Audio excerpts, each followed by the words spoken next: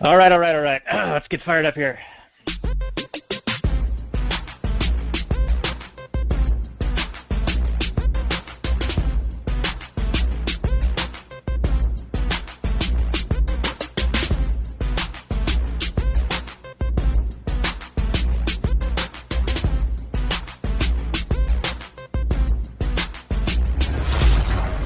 Maximum freedom. Read. Stay on target.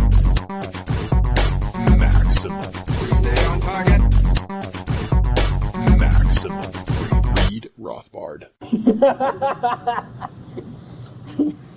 Hello and welcome to the actual Anarchy podcast, the podcast where we talk about movies and occasionally television shows from a Rothbardian Anarcho-Capitalist perspective. Tonight we have a friend from down under. He's our Batman man, and we'll introduce him on the Last Nighters portion of the show in just a few moments. But we're going to be talking about Batman versus Superman, Dawn of Justice. And I got to tell you, I think we're going to make sausage out of this one tonight because love it or hate it, Batman versus Superman, Dawn of Justice is a movie. And we'll just see how he defends himself with his claims that the theatrical cut isn't that great, but if you watch the extended cut, it is a near masterpiece. So we'll see. This is episode 135 of the show. You find the show notes and more at actualanarchy.com/135. How you doing, Robert? Hey, buddy. How's it going? It's going well. This is our little moment of talking to the Actual Anarchy audience, giving them a little insight into our personal lives. We just hung out in person. Fuck it, we did it live. Holy shit, we did. For a couple of days, you were up here, you hung out with the kids, and it was a good time. So thank you for doing that. The girls sensory really overload, and I didn't get violently ill for the first time ever. I was super excited about that. You came up to the germ farm and didn't harvest anything. So, good for you. I think I've built up an inoculated immunity versus the petri dish that is your home. I don't know how I did it, but I am really excited about it. Super stoked. Right. And then the girls, of course, got a ninja slackline for the backyard, and they were having a lot of fun showing you their abilities out there. Yeah, your little Al-Qaeda training farm is looking good. I can It see does look like in the next 10 years, you're going to have some real fighters. Or just girls who can swing on the monkey bars. Nah, I don't know. What's next? The tires on the ground that they're going to be doing drills through? They're going to become the barbed wire that they're going to be crawling under? They're going to become the Batman, the Ben Affleck version of Batman, throwing the tires around, dragging them with a rope tied around him. Just doing the Rambo shredded. Rocky mashup montage. And here I am blowing content. I was saving that moment for our... This is content. This is the show. Are we doing the show? Are we recording this? This is kind of the show. And, we had some of this banter also with our guest in the pre-show, and people can get a hold of that hot action at Patreon. So go to actualanarchy.com/Patreon and support us there. And also the biggest thing you can do to help us out is give us reviews on iTunes/Apple Podcasts. And that boosts our ratings and gets us recommended to other people. So if you could do that, that would be sweet, special, and nice. I would love it. Give you love. You know what else I'd love is getting into the Last Nighters part of the show and introduce our guest fine. right after this. All right.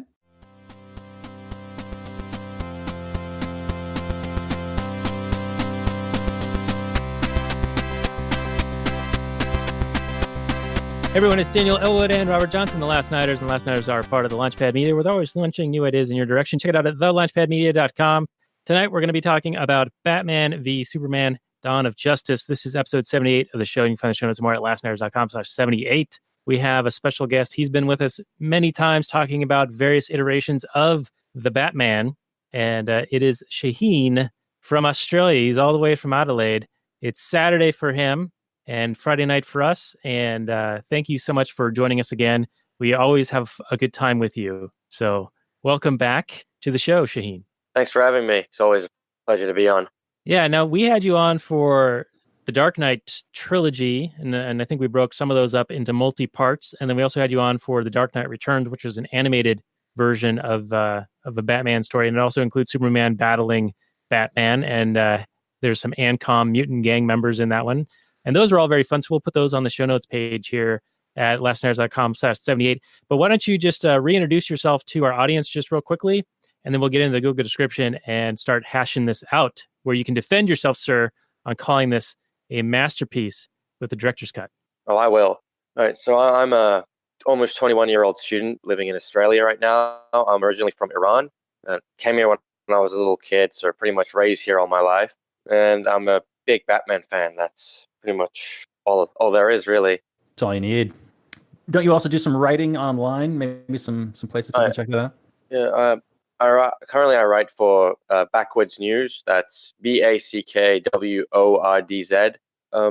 But I haven't been writing anything too recently because I've just been too busy with exams. But I'll probably get back into that relatively soon. All right. I hope. And that was a Z. And for our non-Canadian nor Australian counterparts, that's a Z at the end of backwards there for the Americans. We're Americans, but we can make fun of ourselves for being dumb. That's what we do. We talk about dumb stuff. All right. Why do we get into that Google description? Here we go. It's Batman v Superman: Dawn of Justice, 2016 science fiction, action fiction, 3 hours and 3 minutes, and that is the theatrical cut. The director's cut is an additional something like 28 minutes, so about 3.5. I think the director's cut is the 3-hour version. The theatrical is 2.5. Okay, all right. Well, that could be. I'm just looking at the Google thing here, so it's probably not discriminating enough to let me know which one I'm actually looking at here. But it did get a 6.5 on the IMDb, 27% Rotten Tomatoes, which is pretty bad, 44% Metacritic, pretty bad, and 76 of Google users like it. So it did okay with audiences, but the critics really hated this thing. So here's the description. It's been nearly 2 years since Superman's Henry Cavill, played by Henry Cavill, Superman's colossal battle with Zod, played by Michael Shannon. Let me say it again. Henry Cavill and Michael Shannon played the respective characters here. It's been nearly 2 years since Superman's colossal battle with Zod devastated the city of Metropolis. The loss of life and collateral damage left many feeling angry and helpless, including crime-fighting billionaire Bruce Wayne, played by Ben Affleck. Convinced that Superman is now a threat to humanity, Batman embarks on a personal vendetta to end his reign on Earth, while the conniving Lex Luthor, played by Jesse Eisenberg, launches his own crusade against the Man of Steel. Came out March 25th, 2016. Director is Zack Snyder. Box office of $872.7 million US dollars. This is in the Justice League film series. And did you know Batman v Superman: Dawn of Justice is the 8th fastest film to reach $500 million worldwide in gross sales in just 7 days? A little trivia thrown in on the Google description. Shaheen, your comments, and we'll go to Robert. It's very bland in its description, but fair enough. They didn't get anything awfully wrong like they usually do. Yeah, no, that's a pretty short description for such a long film.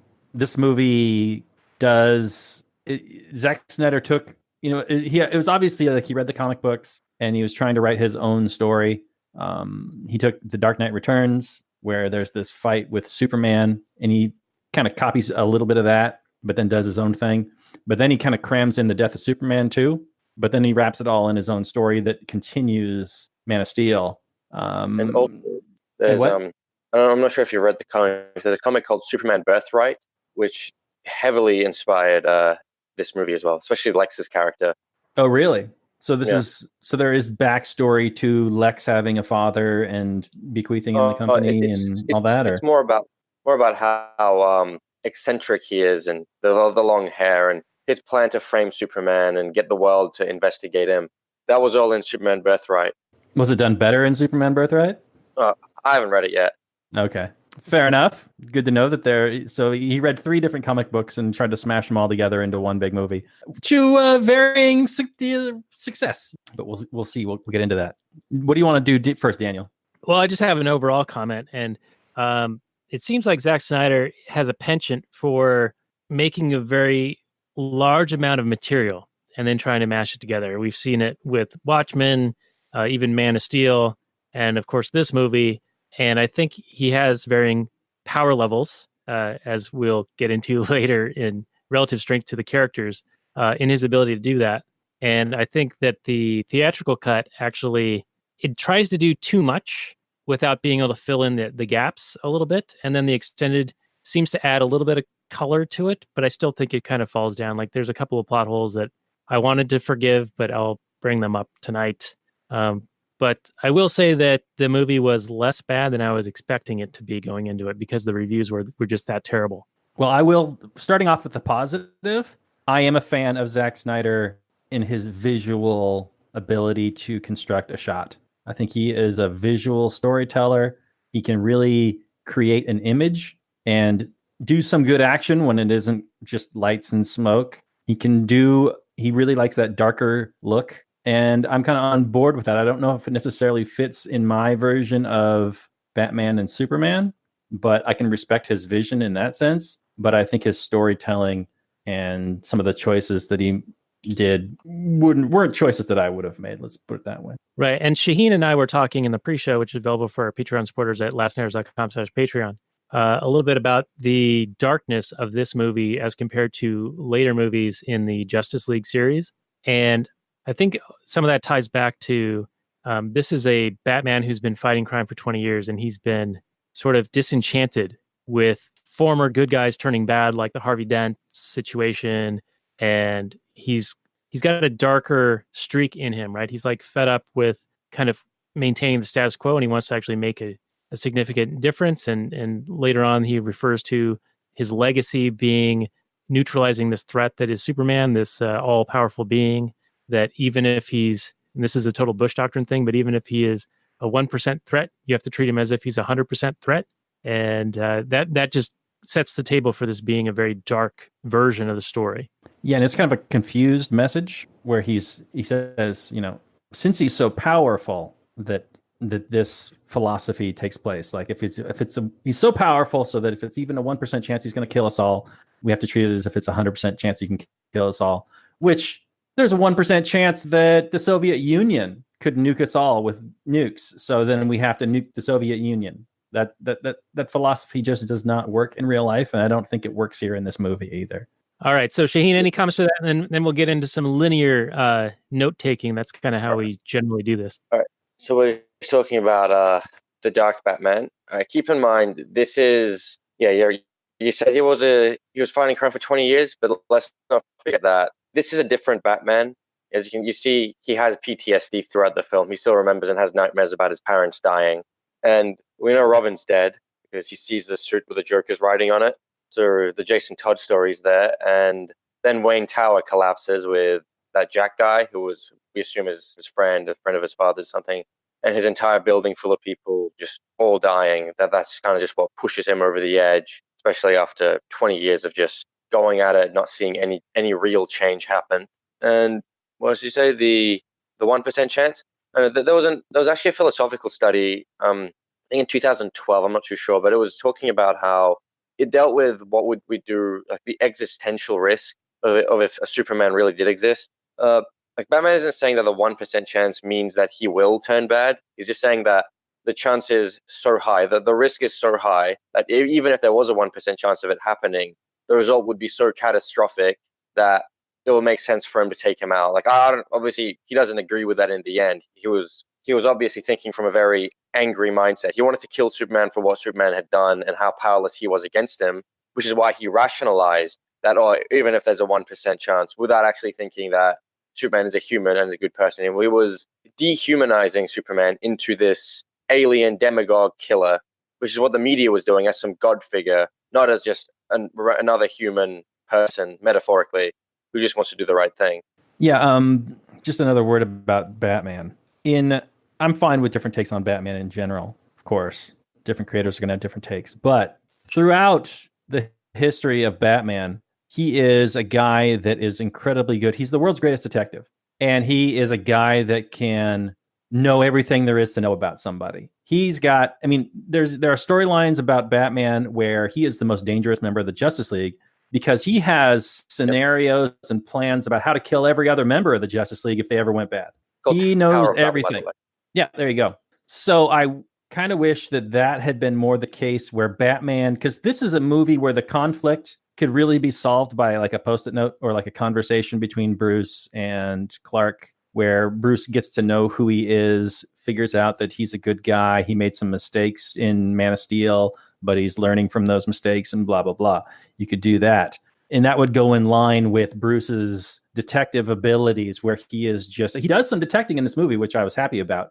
But I wanted him to really explore that and work from a scene of Well, I don't know exactly what my conflict in my version of this movie would be, but I kind of wanted Batman to be a better detective. Let's put it that way. I think my defense to that would be it just shows how smart Lex Luthor really is to be able to outsmart the Batman. Because like in the comics, Lex is especially Birthright, he's the smartest person in the world. It would have been like in the comics, sure, Batman would be able to outsmart him, but I think this version of Batman, if he actually sat down and thought about Superman, like clearly, he would have been able to solve the case. Thing is, he didn't want to. Like deep down, this is a very emotional Batman. He wanted to hate Superman, so that's why he didn't look deeper into it. He kind of just, well, what do they call it? It's like confirmation bias. He just sees this happening. He gets the letters from Luthor, thinking it's from that Wallace guy, and he just kind of goes with it. Just kind of gets angry because deep down he just wants to kill Superman. Like that's how I rationalize it. Wait. Well, Hold up. The letter or the checks being returned. Yeah, that's Wallace? That wasn't Wallace writing. Yeah, they were from Lex. Really? No, that's why Luthor says a few. That's why when he's with Superman on top, and he's telling Superman to go fight the Bat, bring me the head of the Bat. He says it didn't take much to push him over the edge. A few notes. You let your family die. So okay, it was not part of Lex's plan. In watching this, that was not from Scoot McNairy's character. The one criticism I will accept, it's that you do have to do a lot of thinking afterwards to piece the puzzle together. Like I had to watch a few videos on it as well and kind of just piece together. During rewatches, I kind of knowing what the plan is. Just when you see it happening, and you can kind of call what's about to happen. Like you just see Lex's plan happening when you know the whole thing. Like I got goosebumps every time I saw another step of his plan going into motion. So is this a Nolan-esque thing? I mean, he was a producer on this film, but are you saying that there's little clues and hints along the way that flesh out as you begin to understand it or watch it a few more times that maybe wouldn't be apparent on the first view? Because that I think since it's such a big movie that unless you already know the plot, like by one time watching it, you're going to miss a lot of stuff. I mean, I missed a lot of stuff first time I saw it too. And I thought, okay, it's a decent popcorn flick, random action movie. Yeah, it's not that bad, but it's not too good either.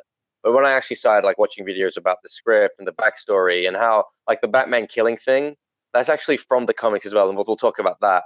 And when I actually fully understood Lex's plan and everything, that's when I thought, okay, that's why I thought it was a masterpiece, because the writer is David S. Goyer and Chris Terrio, and David Goyer wrote the Dark Knight trilogy as well. So it's the same writer pretty much, except this was his most complex movie. He always has complexities in his films that you have to actually think about, but this was his most complex movie that I've ever seen. Did he also write Inception? I'm not sure, maybe because he works with Chris Nolan a lot. Okay, all right. Well, I feel like maybe I'm out of my element here because I watched the extended version and then half the theatrical, and I felt like that they were bits and pieces of movie here that didn't always mesh together, even in the extended version. But if you've got, I guess, some back knowledge on the various sources, and you know that there's something else worth looking for, then maybe it has a bit more of an appeal to it. That's probably the biggest criticism, that you do need to do a lot of a bit of research and piecing the puzzle in your own head to fully appreciate the film. Because the plot is probably one of the most complex plots. You wouldn't get it just by sitting and watching it. It's just way too much. So what? I guess I'll ask, why would somebody make a movie that's that involved to understand when your traditional audience is not going to go anywhere near that, and hence the poor reviews and the just general panning of the movie? I mean, if you've got to throw a bunch of effort, and it's already a 3-hour movie, to be able to understand it, I don't know. It's it's competing for very minute attention spans these days. It seems like it's a lot of it's a lot to ask of an audience. Yeah, I don't know. So can we talk about what Lex's plan is then? Because it doesn't seem to be that genius to me on first, a few viewings. All right. So Lex, we can understand that Lex, remember the scene where he's at the Friends of Metropolis Library, the book thing, where Batman and Superman first meet. And he's talking to... Yeah, Lex was... Okay, he gives a speech about how he gets angry in it as well. He says, the worst thing in the world is to have knowledge without power because it's paradoxical, and he gets angry at that. Lex knows that he's the smartest person on Earth, pretty much. and he is just crazy jealous of Superman, just absolutely hates him just for existing because he's taking away from him, or he feels that at least. Like that's the same in Birthright as well. Pretty much feels that he needs to put Superman down either by killing him or by ruining his reputation, his public image, so he could be on top. He could do better than God, pretty much. So he hates Superman, wants to humiliate him or kill him. So he plans a lot of different outcomes and ways to kill him. First, there's the discovery of the kryptonite, which was from the Kryptonian ship. And then they found out that it ruins the cells of Zod's body. It deteriorates Kryptonian cells. So Lex sends someone to go to the Indian Ocean. Because do you remember the end of Man of Steel? How there was the change engine that was destroying the Earth? Right, one in India. And one in the Indian Ocean, the other one in Metropolis. Right. Superman goes to the Indian Ocean and smashes... The one in the Indian Ocean, Superman broke with his face. I remember that. Yeah, that's the one. So, and then the other one, the one that was in Metropolis, got sent into the Phantom Zone. So, since they find that bit of kryptonite from the ship, from the crashed Kryptonian ship, Lex sends a crew to go to the Indian Ocean and try to mine for kryptonite somewhere. And at the beginning of the film, they find it. That white guy that was there, who like smashed the thing and found the kryptonite, he was working for Lex. Because you see him give the kryptonite to Lex's mercenaries during the beginning of the car chase scene. So his plan was to find kryptonite. And then Luthor tried to find someone to kill Superman. He looked to metahumans. Like that's why he had the files on Wonder Woman, Flash, Cyborg, and Aquaman. Because he was looking around for whoever he might find to help kill Superman. But he settled on Batman. Because keep in mind, Lex already knows the backstory on all of them. He's smart enough to figure that out. And their logo. Notices, okay. Yeah. That seemed ridiculous. They had logos already. That's just the comic book thing, all right. But fair enough. Yeah, he wants one of them to kill Superman. If he wants Batman to fight Superman, if Batman kills Superman, then Lex wins. Superman's dead. If Superman kills Batman, then Superman is disgraced for being a murderer, so Lex still wins. So he puts himself in a win-win situation. And yeah, that's why there was no files on Batman as well, because Lex wanted Batman to steal the files, to steal the data, because he knew that Batman was going to steal it. That's why he invited Batman to the book's gala and also requested for Clark Kent to be there so that Clark could hear Batman talking to Alfred and he could find or hear Batman's suspicious activity and find out that Ben Affleck is Lex Luthor. What am I saying? That Bruce Wayne is Batman. Wait, so you're saying that Lex is the man behind the curtain and he already knows who everything is? Yeah, alternate. That's why everything. Remember the scene where he's threatening Martha? He says God has different names, Kal-El or Clark Joseph Kent. So he knew from the get-go who Superman was. And at the final scene in the jail cell, Lex says something like civilization on the wane, manners out the window. So Wayne Manor, pretty much. So he knows who Batman is as well. Okay. So she settles on Batman, and he wants to make Superman look even worse than before. So he already knows that half the world hates him because of what happened in Metropolis, and simply because he's so much more powerful and a threat, and potentially a threat. So he does the Middle Eastern situation. He sees that Lois Lane is going somewhere in the Middle East, or maybe he orchestrates that, and then has the CIA guy, that Jimmy Olsen guy with a camera. He has him be there. Oh, he was part of the CIA mission. Since Lex already knows about it, he tells his mercenary, hey, that guy's CIA, and the thing's in his camera. So then that's why the mercenary knew to look at the camera and find out that he's that guy's CIA and get Lois Lane stuck in that situation. But then Superman goes to save her, and then they kill all the terrorists there and burn their bodies to make it look like Superman did it with his deep vision. So then Superman gets blamed. Then he forces that woman to come and falsely accuse Superman of killing all of them. So now the public image of Superman is really bad, and everyone wants him to come and stand up against or face justice or whatever. Go testify. That was the babies in the incubator testimony, like the false kind of thing. But what I didn't understand with the Middle East situation, where it was actually in Africa, right? At least that was the little titles. Yeah. They shot these people with special bullets that only could be made by the private company that Lex Luthor owned. But LexCorp. Yeah, but why not just use regular ass bullets? And wouldn't bullets be a telltale sign it wasn't Superman's heat vision? And why would the committee that is investigating this blame Superman for killing these people when he obviously didn't, because he didn't fire bullets? And they were going to drone strike the fucking place. So if anything, there was less damage done than what would have happened had the U.S. government's plan been enacted. Yeah.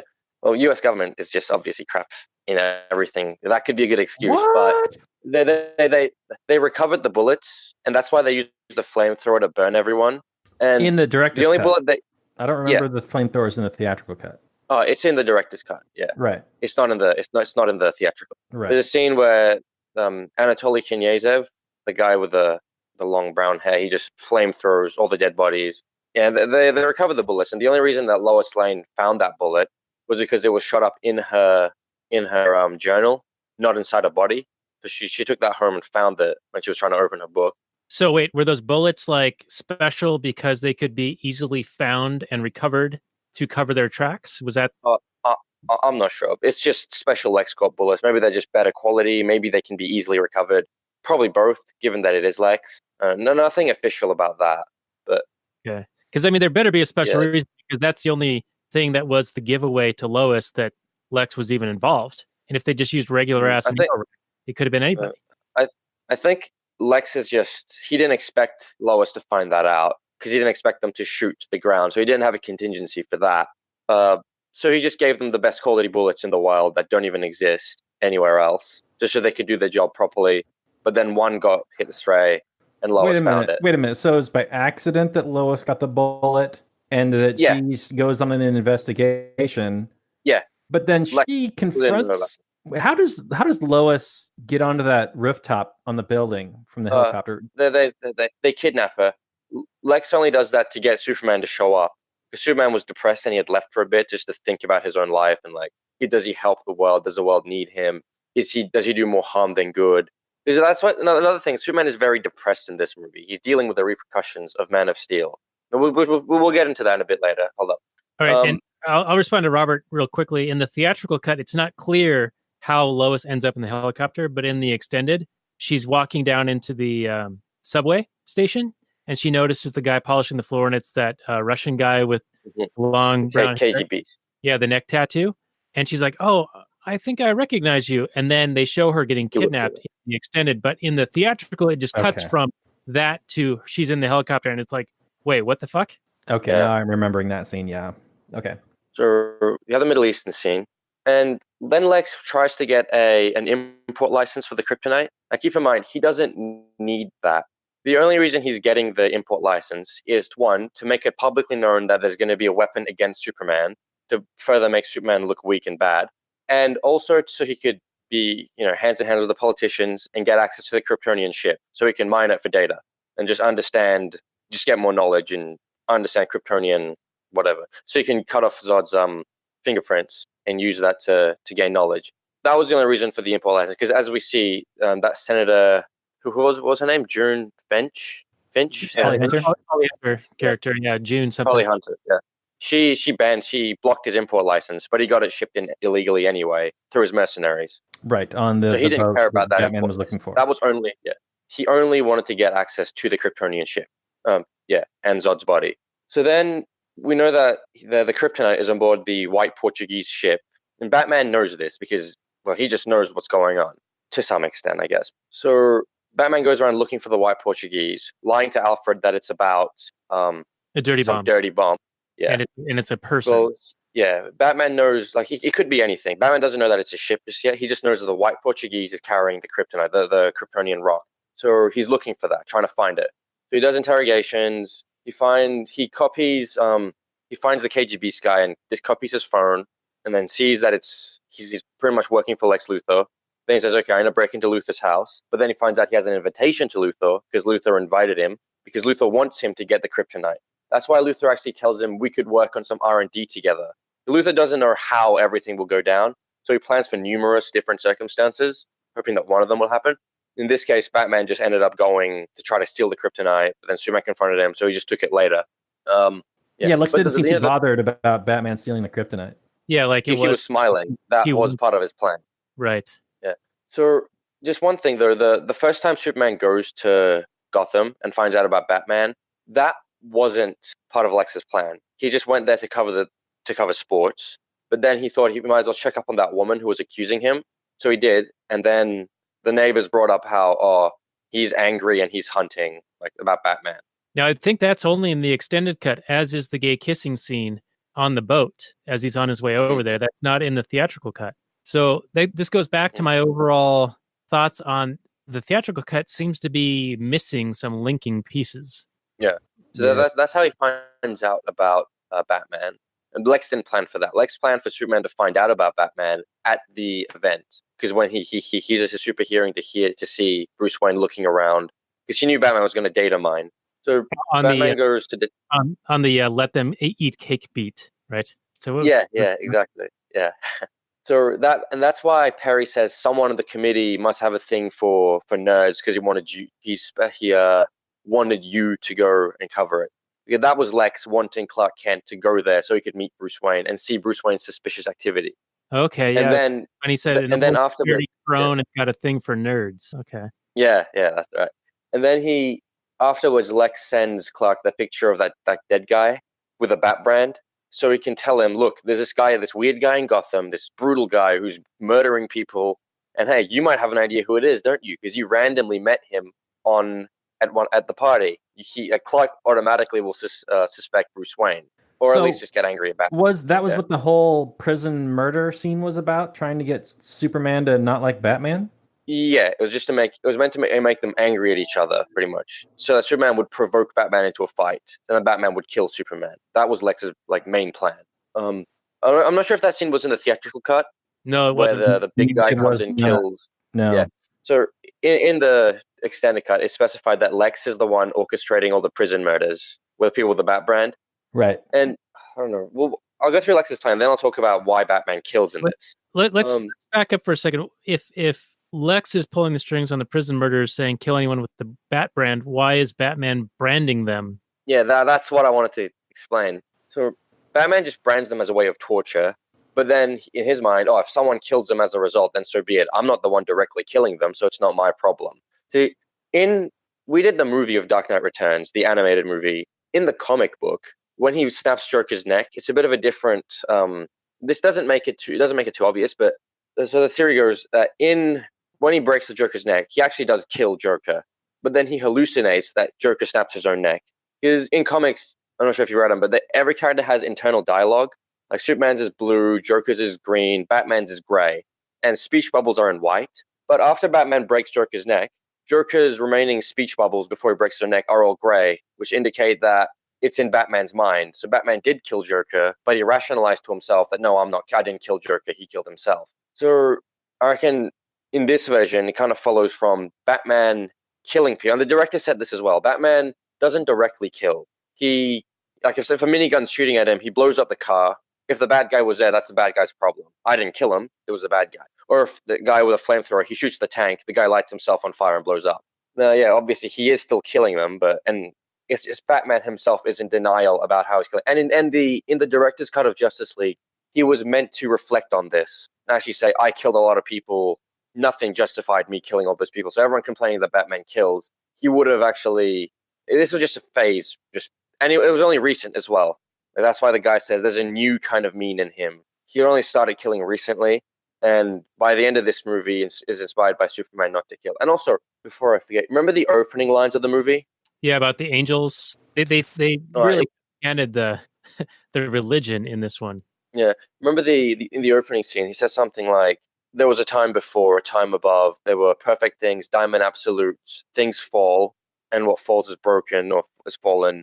In the dream, they took me to the light. It's a beautiful lie."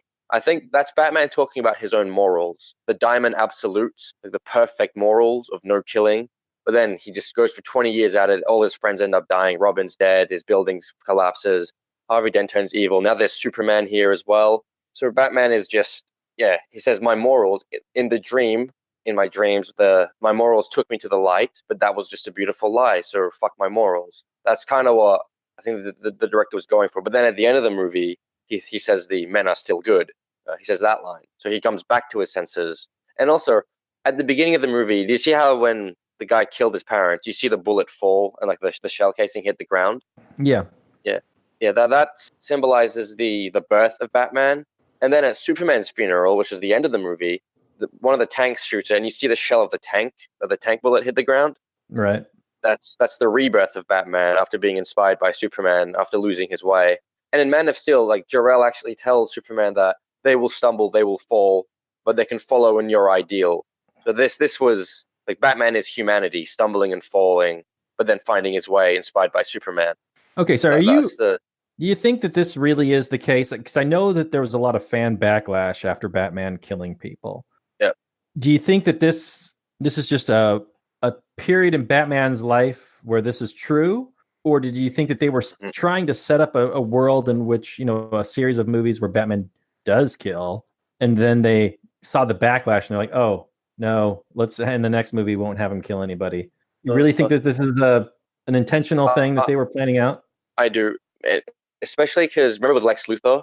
The last part where Batman's going to go there, he's about to brand Lex, but then he doesn't. He punches the wall instead, which means he got some of his morals back. He's less brutal, and he's kind of back to being that Batman. Okay. And I think, and and keep in mind, the studio did change it. Keep in mind, the Zack Snyder, like, you know him, he's not the kind of person who cares too much about backlash. If he wants a story to tell, he'll tell that story. And the studio, the studio, when they changed the movie for Justice League, they actually didn't have Batman talk about how he killed people and how he should stop. Whereas it's only in Snyder's original script where Batman says how I killed people and I should stop. So he was always meant to, and it was all meant to end with Batman's sacrifice at the end of the 5th movie as well. Spoiler alert, but it doesn't look like it's going to be happening. So what is the current state of the Zack Snyder averse? Is he still on board or no? No, Snyder's not on board anymore. I really hope he can come back, but doesn't seem to be that way. They ruined the Justice League film, and they kind of changed things around. Although the Snyder Cut of the film does exist, you might have heard of the Release the Snyder Cut movement. I think so. Yeah, we're pretty much just trying to rally up Warner Brothers to release Snyder's vision, because it's the Justice League movie by Zack is 3.5 hours long. A lot more content, a lot more character development, a complex story again, and it was all meant to lead to that nightmare scene that Batman had. That was actually a premonition from the future. Right, which Flash is traveling back in time to warn him, and he says, I'm too early. Crap, I'm too early. Yeah, because you know why? Snyder said that the time travel in this universe happens that whenever you go back, there's usually a window of where you can go back to. And when Flash was trying to time travel, there were 2 windows. Either he could go to like A or B. He went to A, and A took him to that time. He had to go to B because what would have happened was, I think at the end of Justice League 2, Darkseid would have come and killed Lois Lane, which would have destroyed like Superman, like, emotionally, and he would have used something called an anti-life equation from the comics to control Superman, and that's why Superman becomes evil in the Nightmare, and Earth is taken over by Apocalypse. Wait, so hold on. So Flash he encounters Bruce in his dream in A, but then Bruce's dream is B, and that's where Superman has become this charismatic totalitarian dictator, Nazi leader. He's an Adolf Hitler figure, and he's got his goon squad in this Mad Max Fury Road Omega, like dystopian nightmare situation where Batman is still trying to recover some kryptonite to actually fight back against this totalitarian dictator. Not necessarily. That nightmare, that Mad Max future, that is the future. Like, it's just the set future. And from the future, when Flash wanted to come back, he has 2 windows to go back into. Because the Earth has to be in a special place for them to time travel. That's what the director said. And so if he wants to go back, like he wants to go back to the time where Lois was about to get killed, but there was 2 windows. If he went to A or B, one of them is when Lois is about to be killed. The other one isn't. So he went back, and he accidentally went to Batman during Batman v Superman. And that's why he's like, I'm too soon. So he can prevent... You know about Darkseid? He's like the Thanos of the DC universe. Yeah, with his Omega beams. Yep. Yeah. And he corrupts Superman and then uses Superman as a pawn to take over Earth. Okay, so in the 5-movie series, Darkseid was going to be the main villain. Oh, yeah. Darkseid was actually meant to be in Justice League. The director actually and he was fully rendered as well. There's a scene that was released on his his Twitter or something. Is that what Luthor was referring to when he was muttering in the prison in the very final pan out? Or no, he was talking about Steppenwolf, who is it's pretty complex. He's related to Darkseid, but he wants to take over for himself. Like, they're competing, but yeah, same place, same people, same species. They're related, Steppenwolf and Darkseid. You really got to be fully versed in this to make sense of all of this. And it really feels like this movie, even with the extended version, is still missing some of these components. Like, the extended cut fills in a little bit of it, so it makes sense that Lois is now in the helicopter, and a couple of other things sort of make more sense. But it's still not enough unless you're someone who's read Already like offended. 3 or 4 different interrelated stories about these characters that Yeah. you wouldn't get these references connecting them. And That's something it's Zack Snyder did want to do. Zack Snyder wanted to make a movie for the fans, for the hardcore fans. Like he said that he doesn't really care much about the mainstream audience and just wants something that the mainstream audience can go and like sit down and kind of enjoy watching, but something that the hardcore fans would really, really enjoy. so this is an artistic vision then. That's Yeah. what you're saying. And But- Batman v Superman was just meant to set up the 3 Justice League movies. Right, but with the events in Zack Snyder's life, that doesn't appear to be happening. So really, we're going to get this. I hope that. Yeah, I really hope that at some point in the future that they can make some animated, like an animated version of his vision. Like they at least complete, like make a Justice League 2 and 3, but just make it animated or low budget. Just somehow get that vision out, or release it as a comic book. Just something. DC makes animated movies all the time. Maybe they could do that. Yeah, Yeah, they did a Ninja Turtles versus Batman. that was pretty good. I did see that. Batman Ninja Samurai thing. Yeah. All right. Well, I have the feeling that we're not going to really wrap up this particular movie in one episode. We still have, another 15 minutes or so, but we've hardly talked about this particular movie. I'll try to move a bit further through the plot. So Lex pretty much wants Batman to get the kryptonite somehow, either from the ship itself or by working with Lex's R&D, which is why he tells him, I'm working up to all types of no good in R&D, or by Batman just stealing it anyway, which Batman does. So he's happy that Batman took the kryptonite. Then Batman's doing his workouts and getting ready to fight Superman, makes a weapon. And then Lex kidnaps Lois. Oh no, Lex bombs the Capitol building. He sends the checks back to Bruce. He's been sending the checks back from Wally ever since like the incident happened. Oh yeah, and sending them back with Bruce Wayne's note, so that Bruce Wayne would get them all on that day. And then Wallace goes there. Luthor puts a bomb in his thing, and then lines it with lead, so that Superman can't see the bomb. And then it blows up, kills everyone at the U.S. Capitol building. And Now, then this just makes Batman. Is that a metaphor for Batman's inability to see past his own anger at Superman? I think so. I'm not sure. I think it's just Batman. When it explodes, Batman is just he pretty much thinks even if Superman isn't a bad, like an evil dictator, he brings death everywhere he goes. He brought the other Metropolis people, like the son of a bitch, brought the war to us. He brought Zod, and now he's causing all this bombing and terrorism to happen. So he does more harm than good. So he just needs to be stopped. Obviously, he's just rationalizing his anger at Superman for destroying his building, or even just for existing. Okay. Now, why in the movie did the Holly Hunter senator, why did she react so oddly to the peach tea before the explosion? It seemed really odd. Yeah, I agree with that. But I think it's just because that's what Lex said to her before. Like she said that to Lex, like Granny's peach tea. Like, Right, but she couldn't read Granny's peach tea until she turned the label, which she didn't do for a few beats, and she was still like stuttering or losing track of what she was saying prior to that. I think it's because she was nervous because of, like, I can just say, because she knew Lex's plan at that point, because the African woman came and told her this I don't think it's in the theatrical cut, but in the extended cut, she comes and says, I didn't tell you the truth. So she knows that Lex is planning something, and then she looks at that and sees Granny's peach tea, and like, what does she say? She's like, don't pee on my leg and tell me it's Granny's peach tea, or take a jar of piss and call it Granny's peach tea. Yeah, something like that. Pretty much. She was like a Judge Judy character, and that was a line for don't piss on my leg and tell me it's raining. So pretty much Lex's way of saying, this isn't what it seems to be, this is something else. And that's why the explosion then happened. And it was so, like, first time I saw it, like when you're just about to get the plot, it kind of like follow, okay, so this is happening. It just blows the whole place up. You kind of left thinking, what the hell? Yeah, I didn't understand why Lex killed Mercy in that shot, in that scene. It didn't make any sense to me.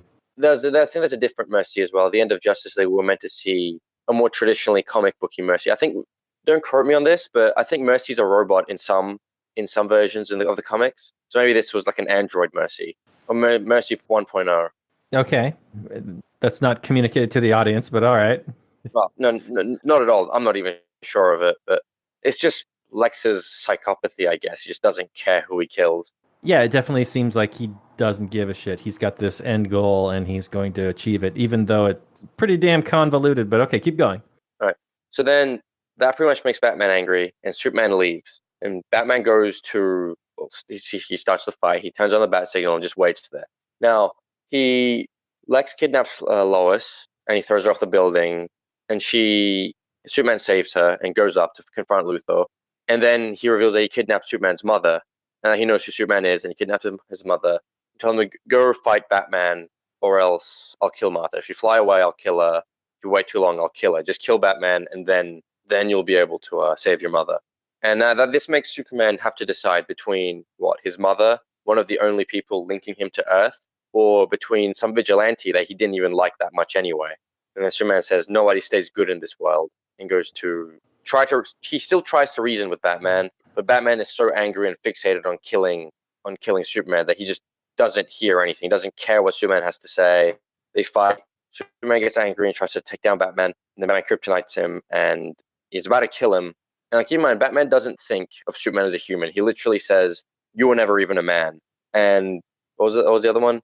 I bet your parents taught you that you mean something. Like pretty much saying that I don't give a shit about your parents, and you're not human in my eyes. And that's why when Superman says Martha instead of my mom, because he already kind of knows Batman doesn't care about his parents or about Superman's parents. So if he just says Martha, it kind of disassociates him from him, which then gives Batman PTSD, and Batman wants to know why he said Martha. Then finding out that he has a mother as well, that he is pretty much suffering the same way he is. They kind of were the same. It kind of makes Batman see Superman as human for the first time. Hold on. I don't think that Superman had a plan in saying this. He was saying... No, he didn't. He just did. He couldn't say my mom. Right, because if he said, "Oh, save my mom." Okay, well, I mean, it just so happens that both of their mothers are named Martha, right? Yeah. Which I never was aware of that coincidence until this movie, until that moment. Yeah. But they made it almost seem as if it was accidental, because Bruce is like, "Why are you saying Martha? Why are you saying Martha?" Because that's his mom's name too. Yeah, it was accidental. It's just that Superman can't just say to Batman, "Oh, you have to save my mom. My mom's in danger." Because Batman's going to be like, "I don't give a shit about your mom." But if he just says Martha and like makes her a person, like, "Oh, you're letting him kill this person." Okay, so you're Silence of the Lambsing him, right? Yeah, yeah. He's just saying, "Listen, if you do this," like it could have been like if her name was Stacy, it would have been like, "Oh, you have to save Stacy." And then Batman would have been like, "Oh shit!" Someone like if Batman, he's probably thinking if Batman's a hero at all, he'll at least try to go save. It's just I don't even know if there's any logic behind it. Superman's it's just a desperate plea. He's about to die. He's been beaten, kryptonited, thrown down, spun around, smashed into pillars. He can't just say save my mom because Batman's not going to give a shit about his mom. So next thing that comes to his mind is just to say Martha with that little breath he has left because Batman's foot's on his throat. And it just so happens that quote gives Batman extreme PTSD. The Batman wants to know, why did you say Martha? Then when he finds out it's his mother, he realizes, what the fuck have I done? He's a guy like me who has a mother the same way I did. He has parents the way I did. He's a human the way I am. Emotions that he's been blocking for so long, they just come rushing in. That's why he gets angry with himself and throws the spear. He's like disgusted with what he's been doing. And something else, like this would have been Batman's first premeditated murder, because every other person he killed was to this point was just indirectly, like shooting the minigun or shooting the gas tank. This would have been the first time he directly planned and stabbed someone to death, which again, with realizing what he's about to do, made him just angry with himself. And did you notice how when he throws Superman down and then grapples up and goes down to the bottom floor? Yeah. That was him falling to the lowest point, like sinking to the lowest point that he's ever been. And then the next fight scene, which was the warehouse, was him coming out of the ground and into the roof. So that was him rising, beginning his upward character arc. Maybe I'm just looking too deep into it, but yeah, maybe. But you're seeing things. That's fine. Well, it seems like there is interpretation.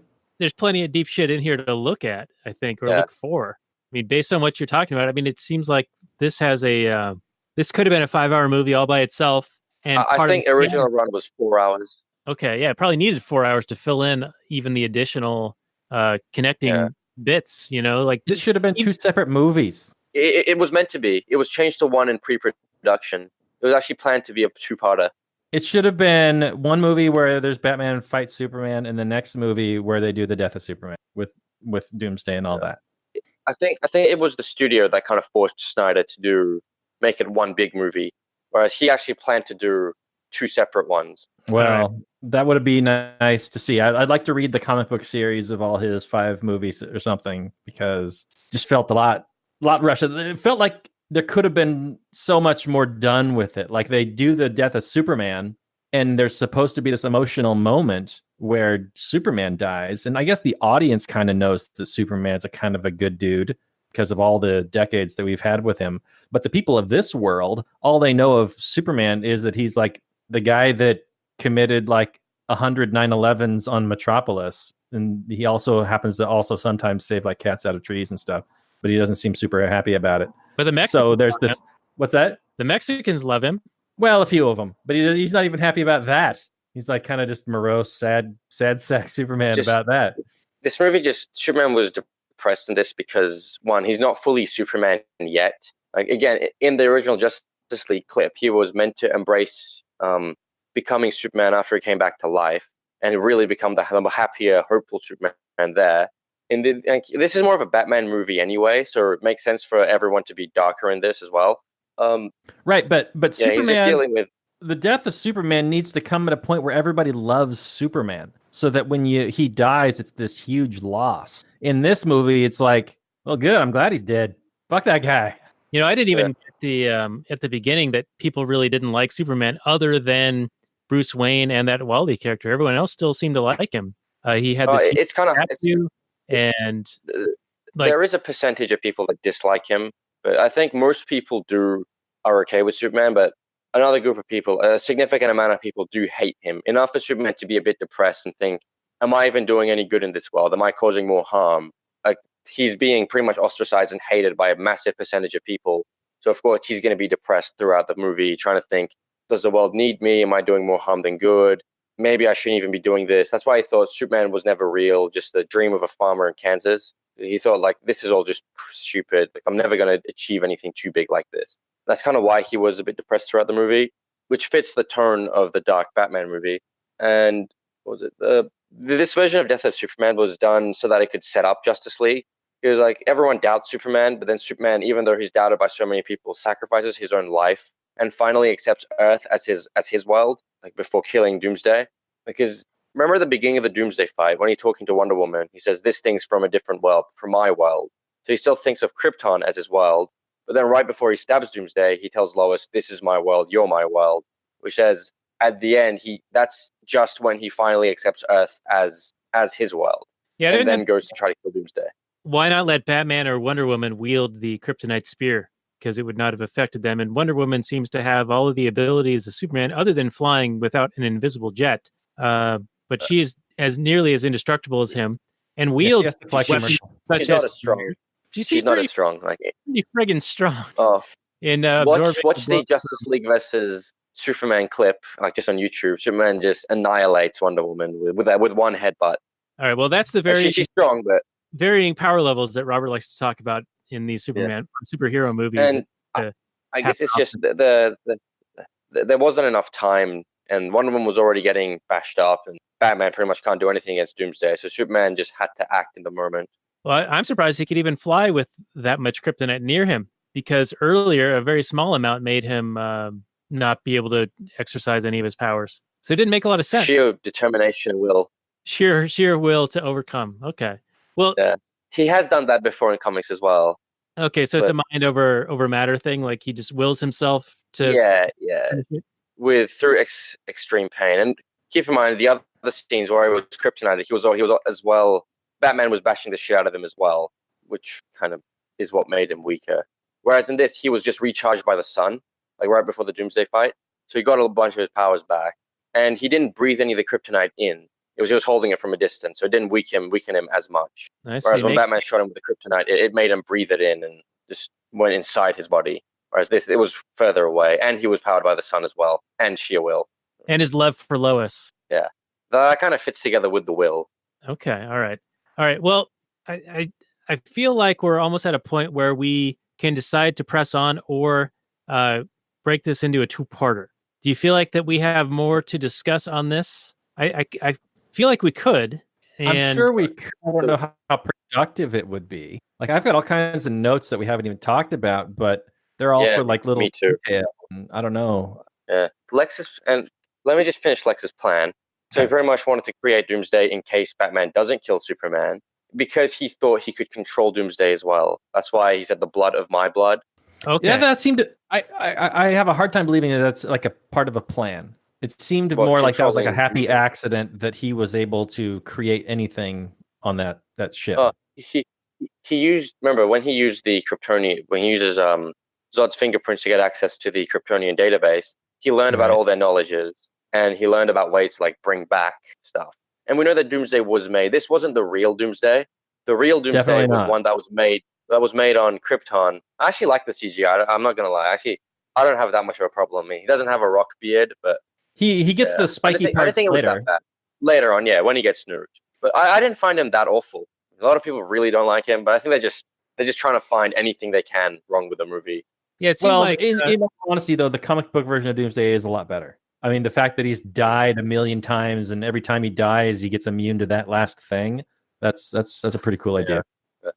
It's Snyder said that Doomsday would be explored more in later movies. And keep in mind, when Lex was trying to bring back Zod's body as Doomsday, the ship talks back that the Council of Krypton has declared that none will ever again give life to a deformity, which symbolizes that there was another Doomsday before that they brought back somewhere in space. And then because of how bad that was, they banned it. So we would have seen the original Doomsday like in a solo Superman movie or another Justice League movie at some stage. This was like an Earth, Luthor, Zod, Doomsday hybrid. Okay. Unfortunate, but I guess that fits in more with Snyder's story, of course. And yeah, like Luthor thought he could control it, but then he couldn't, and then Superman had to save him. Which is kind of funny because remember he said that no one was there. God wasn't there to stop Dad's fists from hitting me when I was a kid, like when he's talking to Lois. But then the first thing Superman does is protect him from a fist of Doomsday. Right, that is what he does. Why? I feel like I'm nitpicking. I feel like this conversation is more broad strokes. And why would I nitpick? Why does Lois drop the spear then dive back in to get it? In my opinion, she probably just thought I might as well hide this because what if Lex's guys are there trying to find it again? Like you might as well just hide it or get rid of it for the time being, so that if anyone's there, like a police or Lex's goons or mercenaries come to try to get it, they couldn't find it. And then later, after like the ship crisis has been fixed and Martha's saved and everything, then someone she trusts, like maybe, I don't know, Martha or her herself or Batman can go retrieve it and then hide it from the bad guys. Like, she had no way of knowing that Doomsday was going to come back. And then when she sees that, she pretty much guesses that, yeah, it's a Kryptonian thing. So run, get the kryptonite in case we need it. Okay. I mean, you got a theory craft to get that all in there. None of that, I don't think, is really explained to the audience, but okay. Yeah, I think I need to watch that bit again because it seemed to me like she threw it away and then almost for no reason, a few minutes later, picks it up again with no new knowledge afforded to her, no communication with anyone. Yeah. Right. She sees the big explosions and stuff. Pretty much guesses it's a Kryptonian thing, Kryptonian weapon, because she was attacked by Kryptonian thing on the ship in Man of Steel, if you remember, the first time she meets Superman. Well, and she saw Batman about to stab Superman with it, so I guess That's why she's about to just get rid of it. Because what if like one of Luthor's guys comes and tries to? It's like on a personal level, maybe she wasn't thinking logically. She's just scared, has no idea. Just thought, shit, might as well just get rid of this, get this away. It seemed to be Snyder's way of, well, shit, I need Superman to get the spear. How can I get the spear? Okay, I can have Lois almost about to die again, and then Superman will hear it in the middle of this crazy, noisy battle. He'll just pick out Lois's choking breaths, and he'll go and rescue her. He's got this connection with him, though. Like when she was in trouble in Africa, Superman shows up. When she was dropped off the building by Luthor, Superman shows up. And then when she's in this thing, and it was weird because Superman was in the middle of fighting Doomsday. And he's like, oh, hold on, everyone. Time out. Dude, Superman, best bodyguard ever. I would pay, top dollar for that service, honestly. If he was a free market, business bodyguard service, dude, seriously. You could do anything you wanted. You could do anything. You could piss off anybody. Some guys, like with machine guns, you'd be like, yeah, fuck you, assholes. As soon as they pull the trigger, Superman pops down, laser beams them all. Be like, yeah, eat a dick. I'd be a total asshole with Superman as my security service. It's just how much he cares about Lois that he just notices anything about Lois. Keep in mind, like in Man of Steel, we see it as well. He has the steady stream of everything coming into him at once, and he always like he might have intuitively or subconsciously has the things from Lois always kind of on a higher level than anyone else. So if she's in any kind of danger, he just notices it more than he would anything else. Like it just pops up. Right. So people say, well, too bad she wasn't in one of those buildings in Metropolis. He wouldn't have annihilated all those buildings during Man of Steel. To be fair, he didn't annihilate any buildings himself. The big one that fell was Zod lasering everything, and the other ones was Zod threw Superman through them. And there was one where they smash into the side of the building and like the side, all the windows like break. Yeah, Superman himself doesn't really damage anything. It's mainly just Zod. And he didn't need to fight in Metropolis. Thing is, though, if he had just left or tried to take the fight somewhere else, Zod would have just started killing people because Zod said, "I'm going to take all these humans from you one by one." So if he just left, he didn't know if Zod was going to start, just murdering everyone. And the fight did go to space, but then it came right back down when Zod just smashes into him and takes him down. And that's also what he tried to do with Doomsday. He tried to take the fight to space, which didn't work. They both came collapsing down. Okay, I'm trying to piece this all together, and I feel like we're probably at a point where we do have more to talk about, and we may need to revisit this in a couple of weeks and have you back on, and maybe get into some of the more plot stuff related to this one. Maybe we can save our summaries and reviews for that. And you have any other points you want to touch up on? I mean, that's pretty much my main points: the plot, Batman killing, and just its and bits of stuff here and there. I think at this point it would just open up another hour of conversation. Yeah. Director's cut. We could do some release a director's cut. Some KTO maybe. Hash out a few things.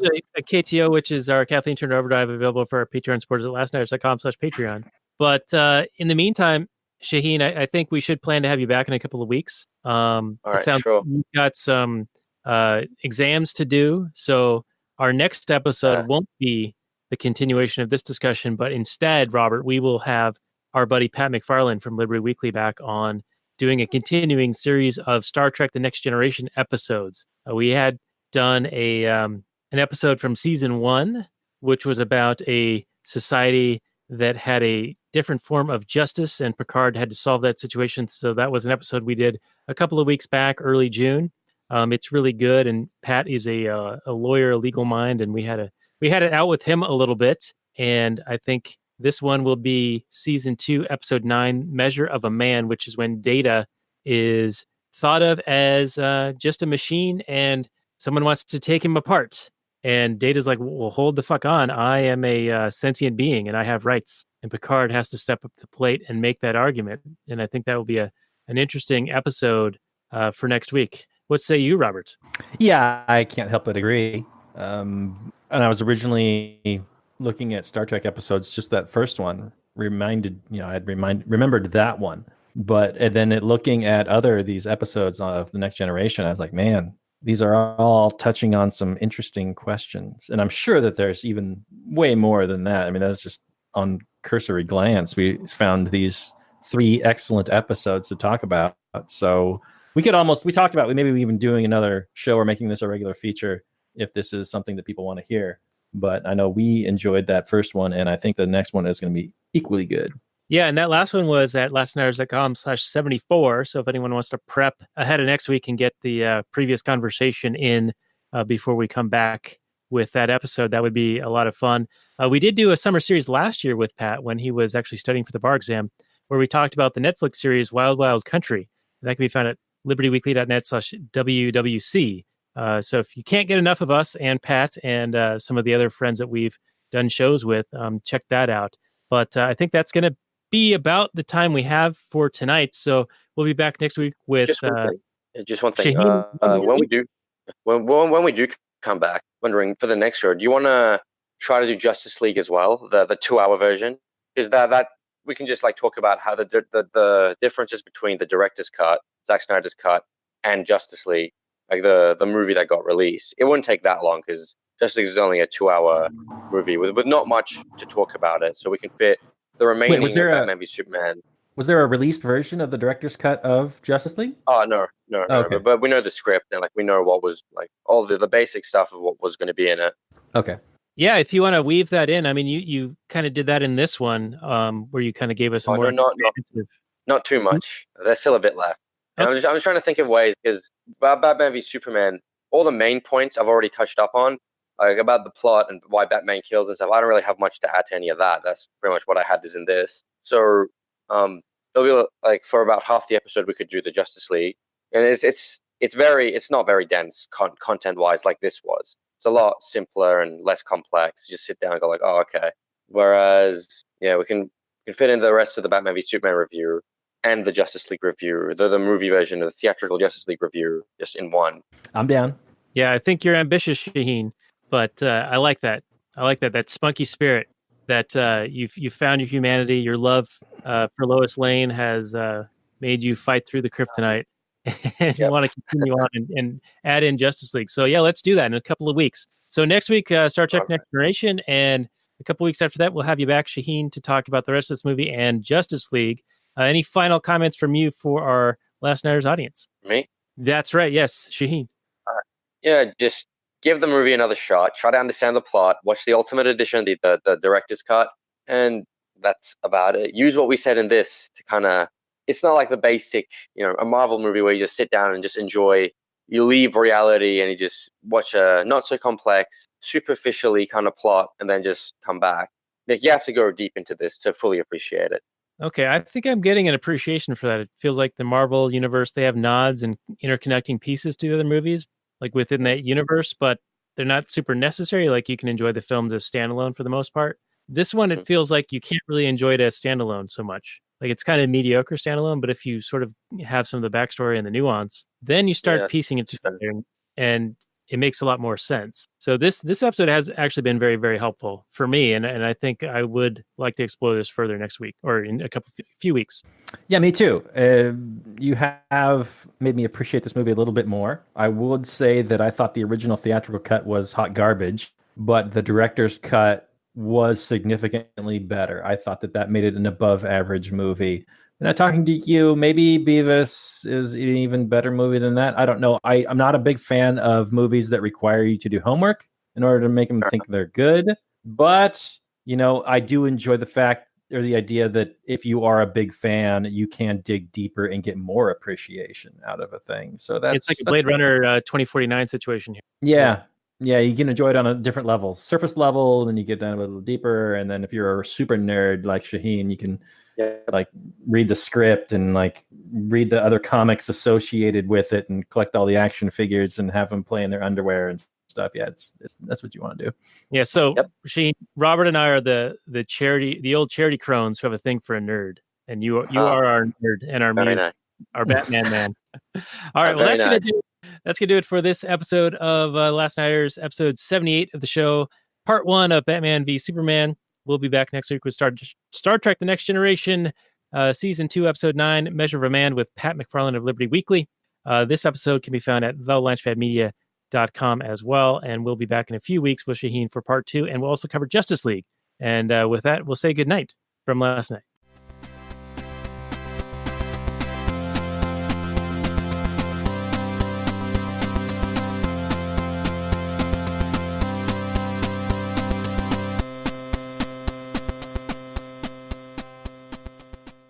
All right, and we'll continue just a few more minutes with the actual Anarchy audience before getting into some Kathleen Turner Overdrive with our friend Shaheen.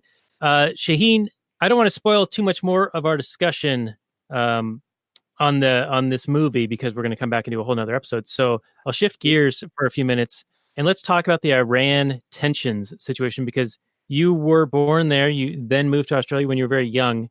And I think we alluded to this a little bit in the pre-show. But what is what is the take from where you sit on what's going on? Like, our perspective, I think Robert and I, we discussed this when he was up here, that this is just bellicosity from the United States trying to drum up some new distraction, some new reason for intervening in the Middle East and attacking Iran that it seems they've wanted to do for decades. Of course, they inspired a coup back in 1955, 56, deposed Mossadegh, 53, right? Yeah, either 53 or 57. Don't remember too well. Yeah, and ever since then, and that seemed to be an oil-related play, if I recall. BP was involved, and then the Ayatollah rose up in the 70s. I want to say, my history on this is after the Shah. the 79 revolution. That's when the Shah was kicked out, 1979. Okay. All right. So what is your take on what's going on? Is this the United States attempting to manufacture a reason to escalate tensions there and give a reason or reasonable cover to be justified in military interventionism? Yeah, I kind of think so. I think that they just want the military intervention for whatever reason. Either it's like their life goal, or they just want to get more globalism or more spending for the companies, more military funds, more of an empire, whatever. Maybe even the oil. Who knows? For whatever reason, they're just trying to find any reason to just go to war. Either it's a nuclear thing, or the ship blew up, or the drone was shut down, or just something. Right. Yeah. I mean, that drone was 7,200 miles away from the United States, and disputable on whether it was within Iranian airspace or not by, a few miles one way or the other. But it sure seems to me like that is a aggressive act on the part of the United States to have a drone 7,200 miles away from the borders of the United States and right next to the Iranian airspace, if not within it. Yeah. So have you been following any of the Iranian take on not really. the bluster and the propaganda coming out of the United States? No? Not really, because then I'd just be seeing propaganda from Iran. Because, the propaganda there is a bit worse. I mean, it's still bad Worse here. than but, here? It's pretty bad. Like, going to the streets. We have chanting CNN, death to sir. America. We have CNN and MSNBC. Come on now. It's probably just as bad. Yeah, Iran has a lot of state-run TV as well. Like just Islamic theocracy, revolutionary type of, like at the universities as well. You know how, I'm not sure if you guys remember, but at university now, like on my campus, I see a lot of communist posters. Like they've got like the campus socialists just have posters everywhere. So when I was in Iran, I went to the university there to see my friend. They just had a lot of anti-Israel posters everywhere. I'm like, they're just like SALT. They're just like the socialist groups here, but just different thing, I guess. Yeah, interesting. I mean, I'm no fan of any government, but No. It seems like, I don't know, like I envision there's an author who wrote, she's an Iranian author, and she wrote something to the effect of, you and I, the normal people, have a lot in common with the normal people in Iran, more so than in common with your own government, and likewise with the Iranian people and their government. And it's more that the governments are similar than the people. You know what I mean? Like the people are more similar to each other than to their own governments. And it's an interesting way of looking at it. But it seems like the governments seem to want to have a reason to go to war, and it's almost like they have to manufacture it. And it didn't work with Syria, really. Like they said that Assad gassed his own people. Chemical weapon. And then, yeah. And then they tried it again. And it was one of those situations where what would Assad have been benefiting from doing that? And I got to ask the same thing with, if Iran did attack this Japanese tanker, what did they expect to gain from it? Like, what's in it for them? The drone thing, I think, is a little bit more, like I was saying earlier, it's like, it's more understandable. Like you're right next to the country and you're spying on them. Like that seems to be a bit of a violation.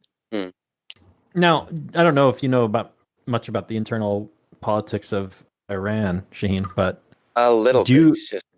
Are there like neocon war hawks in Iran that want war with the United States? I can't imagine there are anybody that really would want war with the United States. They do a lot of talk, but I don't think anyone would want it because they know how fast they'd be annihilated. There are a lot of neocon-ish people who are like, war hawks. We need to destroy Israel. We need to have more influence. The type of militarism you see, there's a lot of that. But I don't know. That's kind of part of the mainstream as well. Although there are a lot of people who don't want war, and they just want to get along. They want a more westernized. Iran has a very, very westernized subculture. Because in the 30s, the Shah at the time, he just westernized everything, and so Iran's culture has been a bit has been developed more so than any other Middle Eastern countries, say maybe Dubai.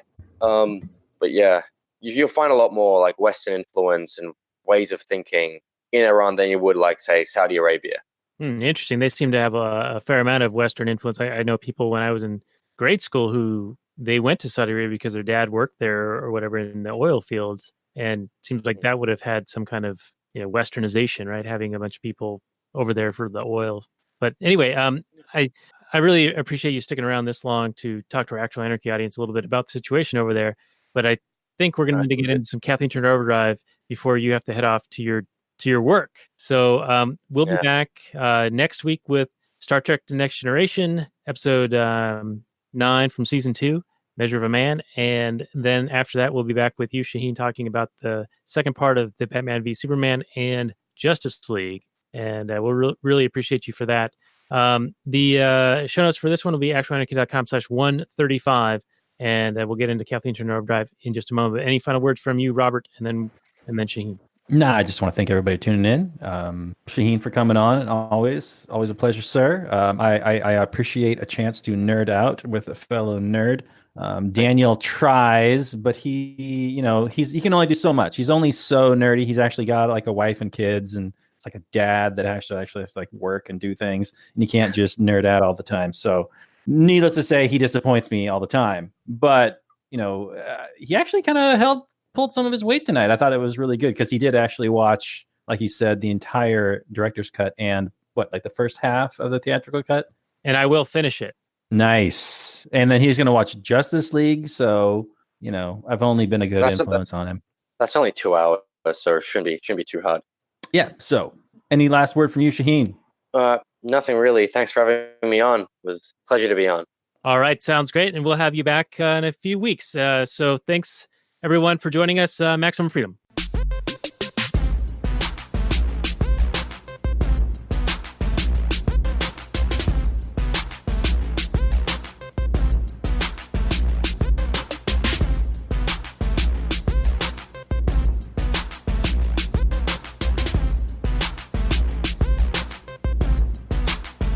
The Chipmunks. CHIPMUNK. We're the Chipmunks. Guaranteed to brighten your day. Do do do do do do do do do do do do.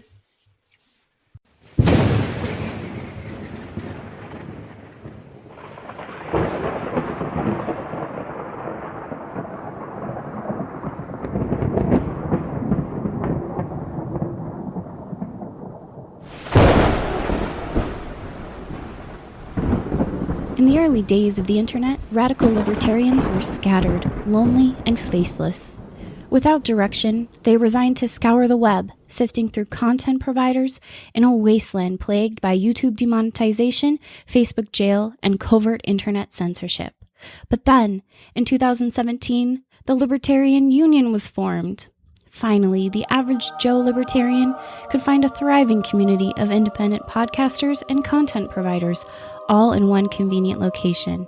At Libertarian Union, we'll always have the latest news, interviews, discussions, and even movie reviews.